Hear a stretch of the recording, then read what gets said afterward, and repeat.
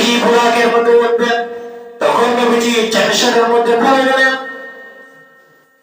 নবী সাল্লাল্লাহু আলাইহি সাল্লাম জিবরাইলকে ডাক দিলেন, ও জিবরাইল,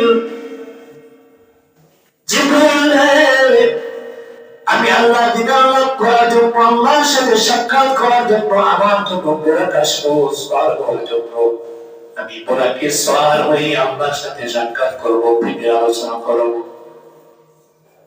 ও জিবরাইল, আমার জন্য বুরাক আসলো, কিন্তু জিবরাইল আমার উম্মতের জন্য,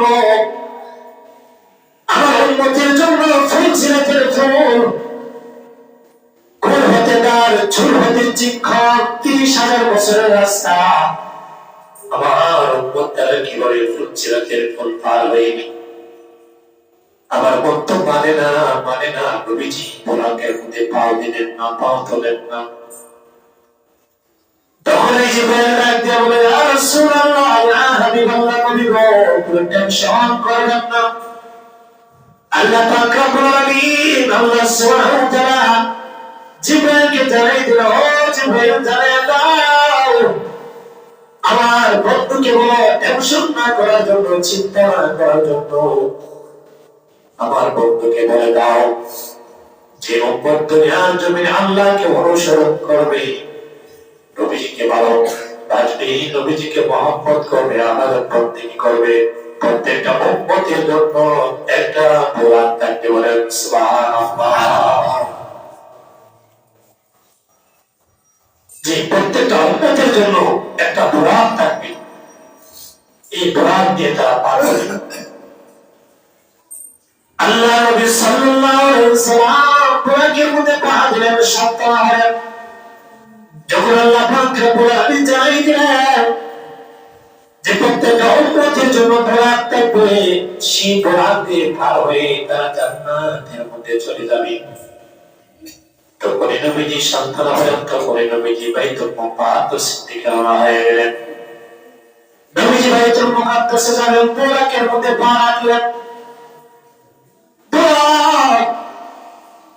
নবীজিকে ধরে নাড়াচাড়া করতে শুরু করলো। জিবরাইল ডাকতে বলে, ও বুরাক, বুরাকে, তুমি নাড়াচাড়া করতেছো, তুমি কি জানো আজকে তোমার মধ্যে কি সওয়াল হচ্ছে? ও বুরাক, তোমার জীবনটা ধন্য, তুমি শ্রেষ্ঠ সওয়াল, শ্রেষ্ঠ প্রাণী। কারণ তোমার মধ্যে আল্লাহর হাবিব সাল্লাল্লাহু আলাইহি ওয়াসাল্লাম সওয়াল হবে, যাকে সৃষ্টি না করলে আল্লাহ কোনকে সৃষ্টি করতেন না। আসমান জমিন লহ করো, বুরাকেও সৃষ্টি করতেন না। আল্লাহ সুবহানাহু ওয়া তাআলা কোন কিছু বানাইতেন না। ও বুরাক, তোমার জীবনটা ধন্য। আজকে আল্লাহর হাবিব সাল্লাল্লাহু আলাইহি ওয়াসাল্লাম তোমার উপর অর্পণ সওয়ালেন। বুরাক, বুরাক যখন শুনলো, তখন বুরাক শান্ত হয়ে গেল। বুরাক দিয়ে নাড়াচাড়া করতো, তখন কল মাথাটা নিচ থেকে লাগাই রাখলো। তখন আল্লাহর হাবিব সাল্লাল্লাহু আলাইহি ওয়াসাল্লাম সেই বুরাকের মধ্যে সওয়ালেন। বুরাকের মধ্যে সওয়াল হয়ে এমন একটা জায়গার মধ্যে বসছেন, সেই জায়গার মধ্যে খেজুর গাছ। সামনে অগ্রসর হবেন বাইতুল মুকাদ্দাসের পথে। গেটে গেলে জায়গার মধ্যে শুরু খেজুর গাছ দেখা যায়, সুন্দর একটা দৃশ্য দেখা যায়, সবুজ। এত সুন্দর দৃশ্য দেখে আল্লাহর হাবিব সাল্লাল্লাহু আলাইহি ওয়াসাল্লাম জিবরাইলকে ডাক দিয়ে বলে, ও জিবরাইল, ওই একটা জায়গা সুন্দর দৃশ্য খেজুর গাছ দেখা যায়, ওই জায়গাটার নাম কি? জিবরাইল ডাক দিয়ে বলে, ইয়া রাসূলুল্লাহ, ইয়া হাবিবাল্লাহ, নবী গো, ও মায়া নবী, তো সুন্দর জায়গা আপনি দেখতেছেন, এখানে খেজুরের দেশ, খেজুর গাছের দৃশ্য সবুজ, এত সুন্দর।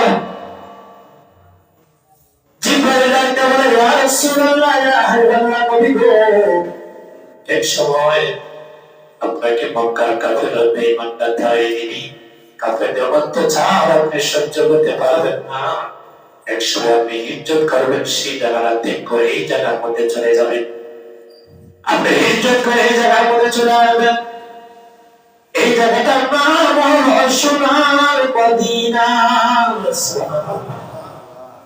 যে নবীজি এমন জায়গার মধ্যে বসছেন, এই জায়গাটার নাম হলো সোনার মদিনা। তখন বুরাক সেই জায়গার মধ্যে থাকবো, বুরাক সেই জায়গার মধ্যে থামার পর আল্লাহ নবী হাবিব সাল্লাল্লাহু আলাইহি সাল্লাম সেই বুরাক থেকে নামলেন। জিবরাইল বলেন, ইয়া রাসূলুল্লাহ, ইয়া হাবিবাল্লাহ, এখানে আপনি নামাজ পড়েন। তখন আল্লাহ নবী হাবিব সাল্লাল্লাহু আলাইহি সাল্লাম সেই জায়গার মধ্যে নামে আল্লাহ নবী হাবিব সাল্লাল্লাহু আলাইহি সাল্লাম দুই রাকাত নামাজ পড়ে বলেন সুবহানাল্লাহ। আল্লাহ নবী হাবিব সাল্লাল্লাহু আলাইহি সাল্লাম সেই জায়গা থেকে নামাজ পড়ে আবার বুরাকের মধ্যে সওয়ার হলেন। বুরাকের মধ্যে সওয়ার হয়ে সামনে একটু অগ্রসর হয়। বাইতুল মুকাদ্দাসের দিকে যখন প্রবেশী করা হবে, বাইতুল মুকাদ্দাস পৌঁছলেন, আল্লাহ রাব্বুল আলামিন অনেক দৃশ্য আল্লাহ পাক দেখাইলেন।